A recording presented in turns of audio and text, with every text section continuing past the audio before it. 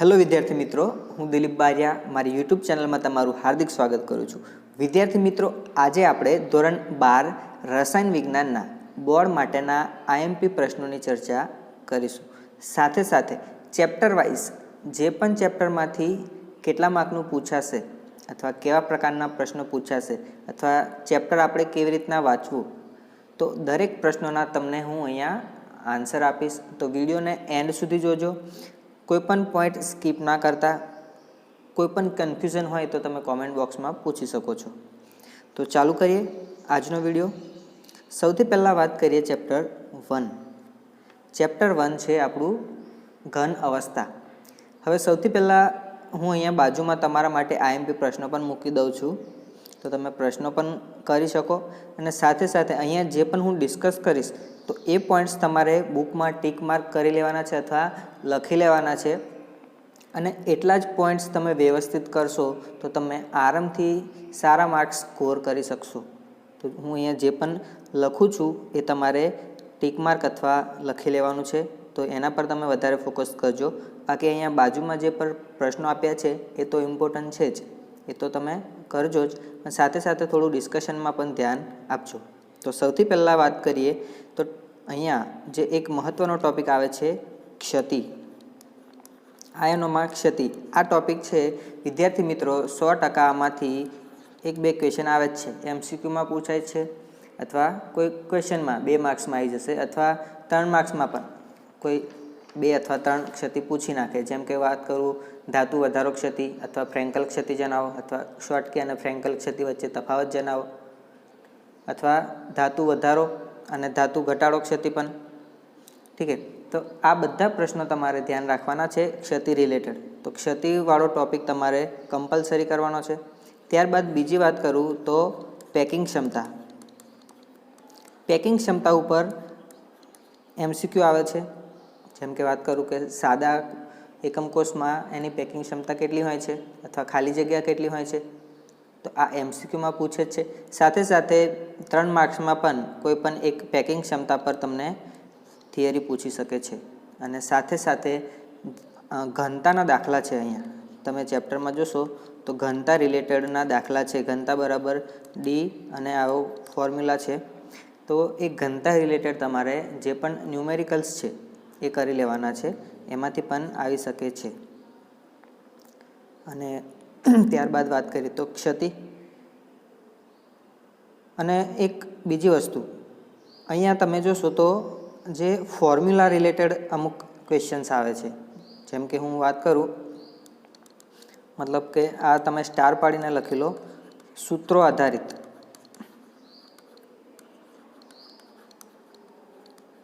સૂત્રો આધારિત એટલે શું, તો તમે જોશો તો અમુક વાર A અને B એનો ફોર્મ્યુલા જણાવો, આવા તમે MCQ જોયા હશે.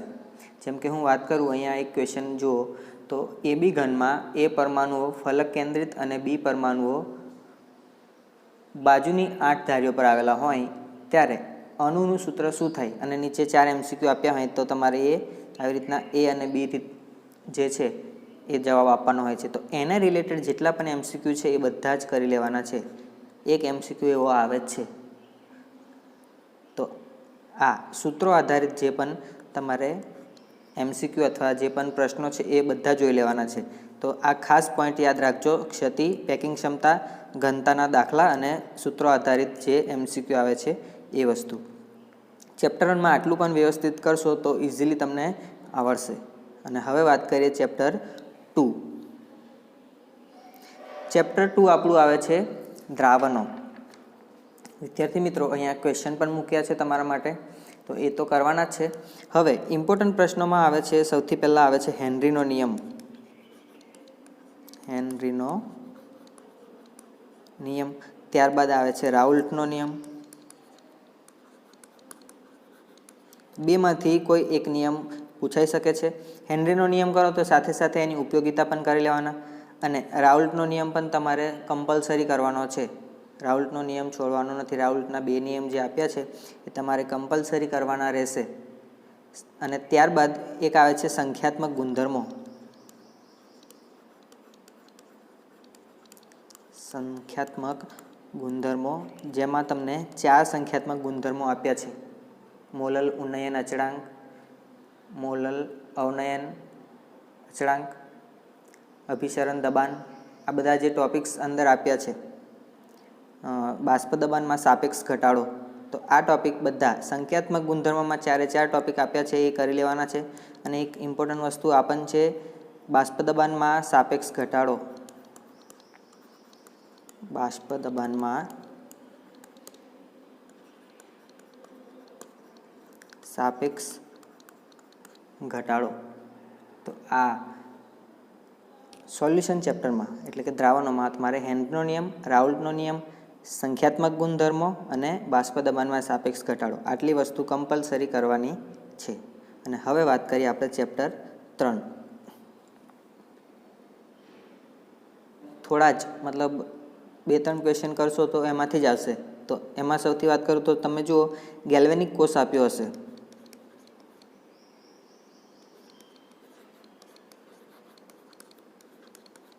ગેલ્વેનિક કોષ તમારે કરવાનો છે, એની રિએક્શન, સેલ રિએક્શન, સેલમાં પ્રક્રિયાઓ કેવી રીતના થાય છે, તો ગેલ્વેનિક કોષ તમારે કમ્પલસરી કરવાનો છે.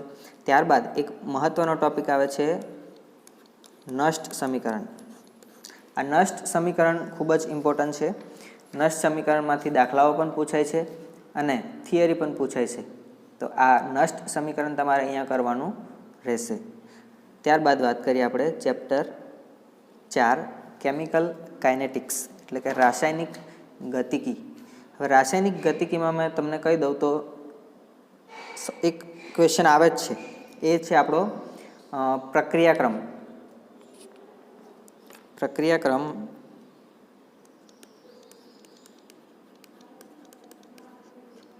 ત્યારબાદ આપણે વાત કરીએ તો આન્વિકતા.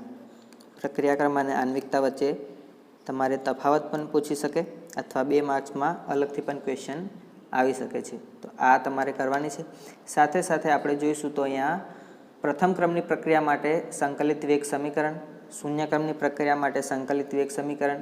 ત્યારબાદ હું વાત કરું અર્ધાયુષ્ય સમય અથવા આભાસી ક્રમની પ્રક્રિયા માટે, તો એ તમારે વેગ અચળાંક, પ્રથમ ક્રમની પ્રક્રિયા માટે વેગ અચળાંક, શૂન્ય ક્રમની પ્રક્રિયા માટે વેગ અચળાંક, તો એ વસ્તુ તમારે ખાસ કરવાની છે. ઓર્ડર ઓફ રિએક્શન કહેવાય છે એને, પ્રક્રિયાનો ક્રમ. બરાબર, તો હું તમને અહીંયા લખી આપું છું. પ્રથમ ક્રમની પ્રક્રિયા માટે સંકલિત વેગ સમીકરણ અને અચળાંક પણ, અને શૂન્ય ક્રમની પ્રક્રિયા માટે સંકલિત વેગ સમીકરણ. તો પ્રથમ ક્રમની પ્રક્રિયા, શૂન્ય ક્રમની પ્રક્રિયા આ કરવાની છે. 2માંથી 1 100% આવશે, હું ગેરંટી આપું છું. અને સાથે સાથે એના જે અર્ધાયુષ્ય સમય છે, અર્ધાયુષ્ય સમયવાળા જે ક્વેશ્ચન છે એ પણ તમારે કરી લેવાના છે. સાથે સાથે 2 માર્ક્સમાં આભાસી ક્રમની પ્રક્રિયા પણ કરી લેવી. આભાસી ક્રમની પ્રક્રિયા, તો અહીંયા આટલી જ વસ્તુ ઇમ્પોર્ટન્ટ છે. આટલા જ પોઈન્ટ્સ તમે વાંચશો. પ્રક્રિયાક્રમ, આન્વિકતા, પ્રથમ ક્રમની પ્રક્રિયા માટે સંકલિત વેગ સમીકરણ, શૂન્ય ક્રમની પ્રક્રિયા માટે સંકલિત વેગ સમીકરણ અને બંને માટે અર્ધાયુષ્ય અને આભાસી ક્રમની પ્રક્રિયા. તો આમાંથી તમને 1 ક્વેશ્ચન અથવા 2 ક્વેશ્ચન 100% આવશે. બરાબર, અહીંયા 100% લખ્યું છે એટલે મને વિશ્વાસ છે, તો તમને પણ વિશ્વાસ હોવો જોઈએ. આવશે ને આવશે ને આવશે જ. તો આટલું કરો કેમિકલ કાઇનેટિક્સમાં. બહુ બધું કરશો તો કન્ફ્યુઝન થઈ જશે. એના કરતાં જે લોકોએ કશું જ નહીં કર્યું, બહુ કન્ફ્યુઝનમાં છે, ડરી ગયા છે, તો ડરવાની કોઈ જરૂર નથી. તમે હું અહીંયા જે કરાવું છું એટલું જ કરશો તો પાસ તો આ તમે આરામથી થઈ જશો. અને તમારે 100% માર્ક્સ લાવવા છે તો પછી બધું વાંચો. હવે વાત કરીએ પ્રકરણ 5 સરફેસ કેમિસ્ટ્રી એટલે કે પૃષ્ઠ રસાયણ વિજ્ઞાન. પૃષ્ઠ રસાયણ વિજ્ઞાનમાં તમારે કરવાનું છે ભૌતિક અને રાસાયણિક અધિશોષણ,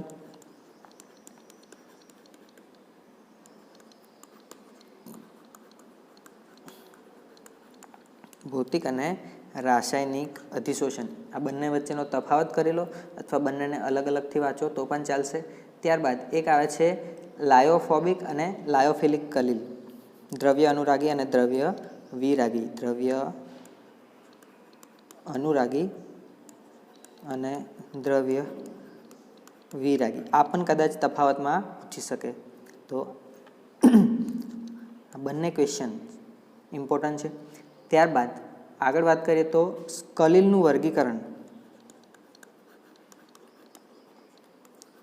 સ્કલિલનું વર્ગીકરણ આ પણ તમારે કરવાનું છે. સાથે સાથે તમને ત્યાં એક ટેબલ આપ્યું હશે, પરિક્ષેપણ માધ્યમ અને પરિક્ષેપણ કલા. એમાં ઘન, પ્રવાહી, વાયુ જેટલા પણ તમને 9 એક્ઝામ્પલ યાદ રાખવાના. પરિક્ષેપણ માધ્યમ વાયુ હોય અથવા પરિક્ષેપણ માધ્યમ ઘન હોય તો એમાં શું ઉદાહરણ આવે છે. તો આ MCQમાં આ જે એક ટેબલ છે એમાંથી MCQમાં 1 માર્ક્સનું બેઠું આવશે અને અહીંયાથી 1-2 ક્વેશ્ચન આવી જશે. તો ચેપ્ટર 5 તો તમે ઇઝીલી કરી શકો, આટલું જ કરશો આમાંથી જ ક્વેશ્ચન આવશે. અને હજી એક ઇમ્પોર્ટન્ટ ટોપિક રહી ગયો, એ છે આપણો ફ્રુન્ડલીચ સમીકરણ. ફ્રુન્ડલીચ અધિશોષણ સમતાપી વર્ણવો એવો ક્વેશ્ચન આવી શકે, તો તમારે એ પણ યાદ રાખવાનું છે. અહીંયા હું લખી દઉં છું ફ્રુન્ડલીચ. તો ફ્રુન્ડલીચનું જે સમીકરણ છે એ પણ તમે કરજો, એનો ગ્રાફ પણ કરજો છે. અહીંયા હું તમને કશું IMP આપતો નથી, કારણ કે કોઈ બી વસ્તુ પૂછી શકે છે. તેમ છતાં કોઈને એવું થાય કે આખું ચેપ્ટર નથી કરવું, તો જુઓ જોન શુદ્ધિકરણ પદ્ધતિ પૂછાશે જ. જોન શુદ્ધિકરણવાળી પદ્ધતિ છે એ પૂછાય છે, અથવા ફિન પ્લવન પૂછી શકે, અથવા ગોલ્ડ અને સિલ્વર માટેની નિક્ષાલન પદ્ધતિ, ગોલ્ડ અને સિલ્વર માટેની નિક્ષાલન પદ્ધતિ, ફિન પ્લવન પદ્ધતિ. તો આ બધી ઇમ્પોર્ટન્ટ છે. સાથે સાથે અહીંયા તમારે જે પણ બધી પ્રક્રિયાઓ આપી છે, જેમ કે હું વાત કરું નિક્ષાલન, તો નિક્ષાલન વિશે તમારે બધી જ પ્રક્રિયાઓ જે આપણને આપી હોય તો એ કરી નાખવાની છે. આ ચેપ્ટરમાં વિદ્યાર્થી મિત્રો જે સંકેન્દ્રણની પદ્ધતિઓ છે બધી જ કરી લેવાની, નિક્ષાલન પણ કરી લેવાની. તો આ ચેપ્ટરમાં તમે દરેક વસ્તુ કરી શકો, અથવા આ જે અહીંયા અમુક ઇમ્પોર્ટન્ટ થિયરી તમને આપી છે એ પણ તમે કરી શકશો. હું તો તમને સલાહ આપીશ કે આ ચેપ્ટર આખું વાંચો. સરસ મજાનું ચેપ્ટર છે અને તમને ખબર પડે એવું ચેપ્ટર છે. હવે વાત કરીએ ચેપ્ટર 7. વિદ્યાર્થી મિત્રો આ ખૂબ જ લાંબુ ચેપ્ટર છે, કારણ કે અહીંયા તમને 15મા સમૂહના તત્વો, 16મા સમૂહના તત્વો, 17મા સમૂહના તત્વો અને 18મા સમૂહના તત્વો દરેક વિશે તમારે માહિતી મેળવવાની રહેશે. તો અહીંયા તમે જે એના ગુણધર્મો છે એ છોડી શકો ઓપ્શનમાં 16, 17, 15, 16, 17 અને 18. તો એના જે શરૂઆતમાં ગુણધર્મો આપ્યા છે એ તમે અહીંયા સ્કીપ કરી શકો, કારણ કે એમાંથી મને નહીં લાગતું ક્વેશ્ચન બને. આપણે ચેપ્ટર 8માં વાત કરીશું ત્યારે તમે એના ગુણધર્મો લઈ લેજો, પરંતુ ચેપ્ટર 7માં ઘણું બધું છે એટલા માટે તમે અહીંયા ગુણધર્મો સ્કીપ કરી શકો.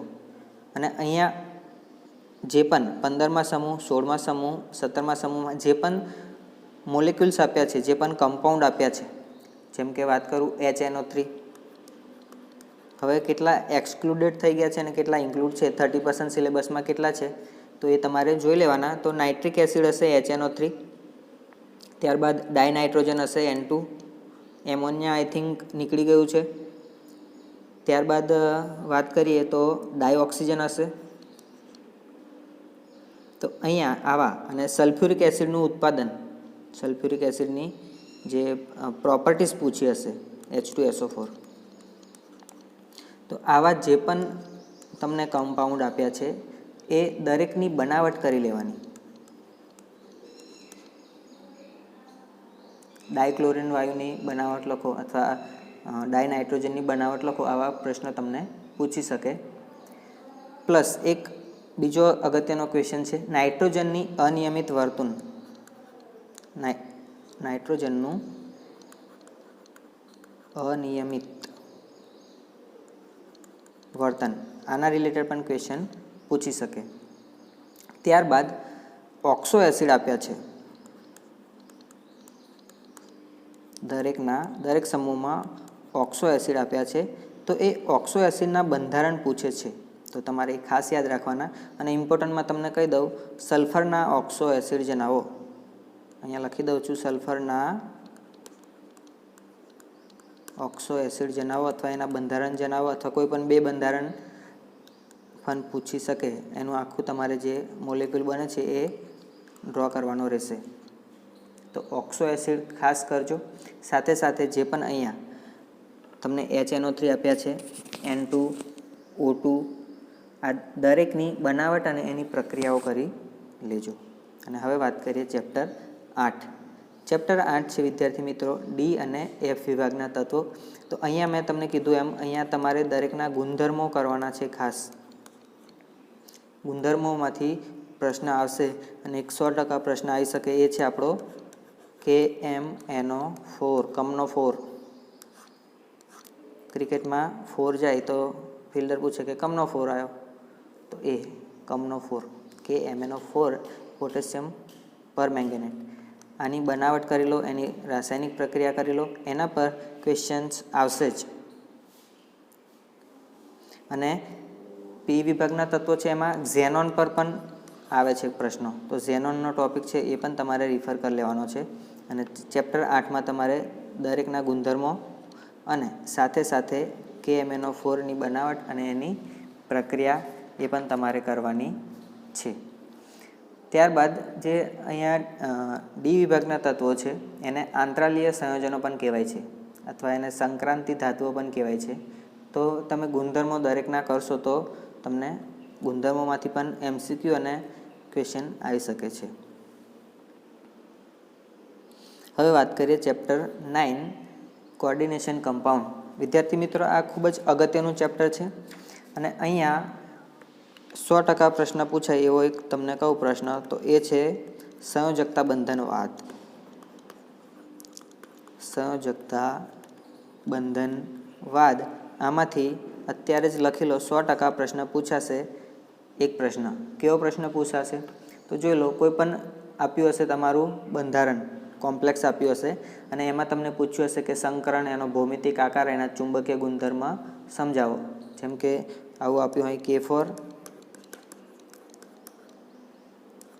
Fe6માં સંકરણ, ભૌમિતિક આકાર અને ચુંબકીય ગુણધર્મ સમજાવો.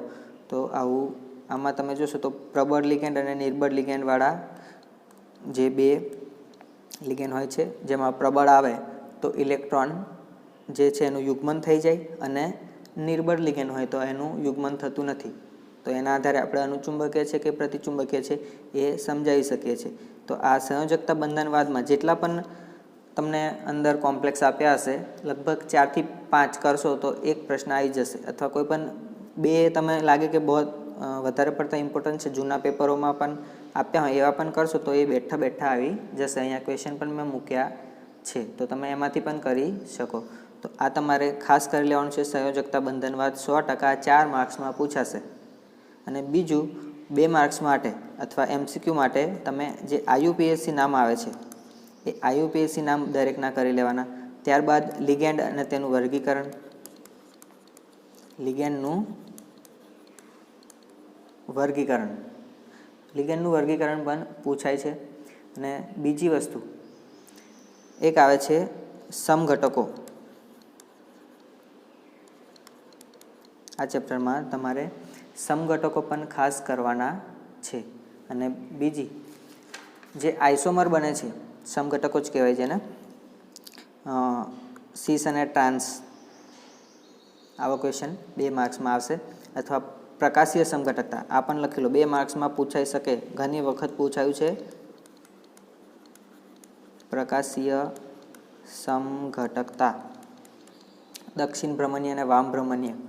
તો આ ક્વેશ્ચન 2 માર્ક્સમાં પૂછાય જ છે. તો સમઘટકોનો એક ક્વેશ્ચન પૂછાય, કાં તો લિગેન્ડ પૂછી શકે, IUPAC નામકરણ MCQમાં આવી શકે. અને અહીંયાથી સંયોજકતા બંધનવાદમાંથી 4 માર્ક્સમાં કોઈ પણ એક કમ્પાઉન્ડ વ્યવસ્થિત કરીને જવાનું. તો અહીંયાથી 4 માર્ક્સ બેઠા લાવવાના છે, અહીંયાથી 2 માર્ક. તો ચેપ્ટર 9માંથી 6 માર્ક્સ તમારે બેઠા લાવવાના છે. કોઈ પણ વસ્તુ સ્કીપ ના કરતા, આટલી વસ્તુ કરીને જ જજો. હવે વાત કરીએ ચેપ્ટર 10 હેલો આલ્કેન અને હેલો એરિન સંયોજનો. તો વિદ્યાર્થી મિત્રો અહીંયા તમને હું એક સલાહ આપીશ કે અહીંયા જેટલા પણ રિએક્શન છે, હવે દેખો બહુ બધું અહીંયા કન્ફ્યુઝન થઈ જાય. તો તમારે શું કરવાનું છે, સૌથી પહેલાં જે પણ જેમ કે અહીંયા હેલો આલ્કેન આપ્યું છે, હેલો એરિન છે, તો એમાં જે પણ તમને આપ્યા છે, જેમ કે હેલો આલ્કેનની બનાવટ લખો અથવા હેલો એરેનની બનાવટ લખો. તો દરેકની બનાવટ કરી લો. દરેક અહીંયા જે છે એ બધાની શું કરવાની, બનાવટ કરવાની છે. પ્લસ SN1 અને SN2 રિએક્શન, આ તો 110% જ કરવાની. SN1 SN2 રિએક્શન તફાવતમાં પૂછી નાખે અથવા 2 થી 3 માર્ક્સમાં પણ પૂછે જ છે. તો SN1 SN2 પ્રક્રિયા તો કરવાની જ છે. 3 માર્ક્સમાં લગભગ આ ક્વેશ્ચન આવી જ શકે છે. અને બીજી વસ્તુ કે અહીંયા જેટલી પણ નેમ રિએક્શન છે, જે નામ પરથી બને છે, તો એ બધી નામ રિએક્શન તમારે કરવાની છે. હવે અહીંયા હું વાત કરું નેમ રિએક્શનમાં, તો તમે જોશો તો હેલો આલ્કેન અને હેલો એરેનમાં જે પણ નેમ રિએક્શન છે, અહીંયા ફક્ત 3 જ નેમ રિએક્શન ઇમ્પોર્ટન્ટ છે. એક છે શ્વાર્ટ્ઝ પ્રક્રિયા, બીજી આવે છે ફ્રિંકલસ્ટેઇન પ્રક્રિયા અને ત્રીજી આવે છે સેન્ડમેયર પ્રક્રિયા. તો આ 3 પ્રક્રિયાઓ તો છોડવાની નહીં. 3 પ્રક્રિયાઓ કરીને જવાની, બરાબર છે. નામ રિએક્શન નામ પરથી, વૈજ્ઞાનિકોએ પોતાના નામ પરથી રિએક્શન આપ્યું હોય તો આ ખાસ કરવાની નામ રિએક્શન. SN1 SN2 અને તમારે હેલો આલ્કેન અને હેલો એરેનની જે બનાવટ છે એ 4 બનાવટ કરીને જવાની. 4 માર્ક્સમાં પૂછે તો તમને 4 બનાવટ આવડવી જોઈએ. તો ચેપ્ટર 10માંથી આટલું તમે કરી શકો. ચેપ્ટર 11 આલ્કોહોલ, ફિનલ અને ઇથર. તો અહીંયા પણ વિદ્યાર્થી મિત્રો નામ રિએક્શન તમારે કરવાની જ છે. હવે નેમ રિએક્શનની વાત કરું તો અહીંયા આવશે કોલ્બે પ્રક્રિયા, રીમર ટીમાન પ્રક્રિયા અને એક આવે છે વિલિયમસન પ્રક્રિયા. ઓકે, તો આ નેમ રિએક્શનમાં તમારે આ 3 પ્રક્રિયાઓ કરવાની છે. સાથે સાથે જે હાઇડ્રેશન અને ડિહાઇડ્રેશન અને ગ્રિગ્નાર્ડ પ્રક્રિયા, ગ્રિગ્નાર્ડ પર ઇમ્પોર્ટન્ટ છે.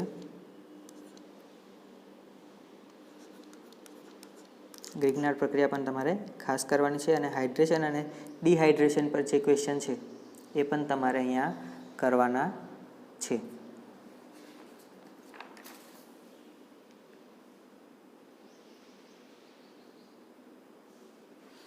ત્યારબાદ વાત કરીએ ચેપ્ટર 12 આલ્ડીહાઇડ, કીટોન અને કાર્બોક્સિલિક એસિડ. એમાં પણ નેમ રિએક્શનમાં તમે જોશો તો આલ્ડોલ અને ક્રોસ આલ્ડોલ અને ક્રોસ આલ્ડોલ પ્રક્રિયા આ ખાસ કરવાની છે. આ વસ્તુ સ્કીપ નથી કરવાની. ચેપ્ટર 12માં મેં તમને કહી દઉં છું, આલ્ડોલ અને ક્રોસ આલ્ડોલ આખી પ્રક્રિયા વ્યવસ્થિત કરવાની છે. ત્યારબાદ ક્લેમેન્સન પ્રક્રિયા,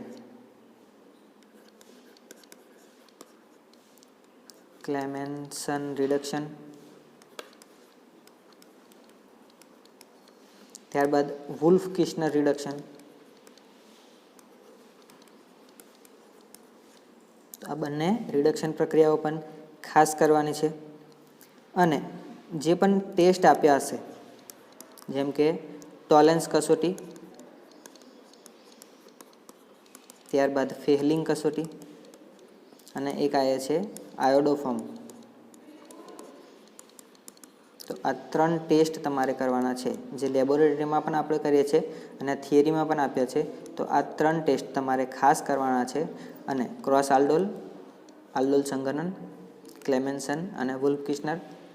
સાથે સાથે અહીંયા તમે બનાવટ કરી શકો, આલ્ડીહાઇડની બનાવટ, કીટોનની બનાવટ. પરંતુ બહુ બધું કરવા જશો તો બહુ કન્ફ્યુઝ થશો. એના કરતાં તમે આ જે લોકોને ખાલી પાસ થઈ જવું છે અથવા આખા ચેપ્ટરો નથી વાંચવા, અમુક લોકો વિચારે કે આખું ઓર્ગેનિક સ્કીપ કરી દઈએ, તો એવા લોકો તમે આટલા ક્વેશ્ચન કરી લો તો એક સારી વસ્તુ છે. આ આખું સ્કીપ કરવાની જરૂર નથી.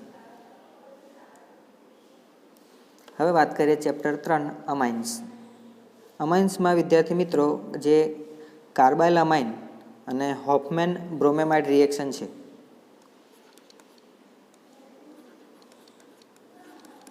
કાર્બાઇલ અમાઇન પ્રક્રિયા, અમાઇન એમાઇન જે પણ વાંચો ચાલશે. પછી આવે છે હોફમેન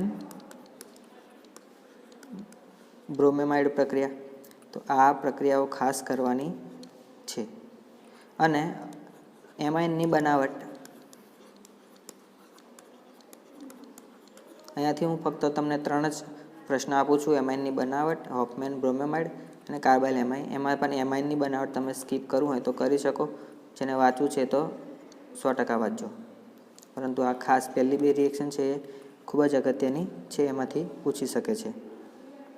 ત્યારબાદ ચેપ્ટર 12માં કેનિઝારો પ્રક્રિયા હું લખી ના હોય તો યાદ રાખજો. ચેપ્ટર 12માં એક કેનિઝારો, આ પણ ખાસ યાદ રાખજો. કેનિઝારો પ્રક્રિયા પણ પૂછી શકે છે.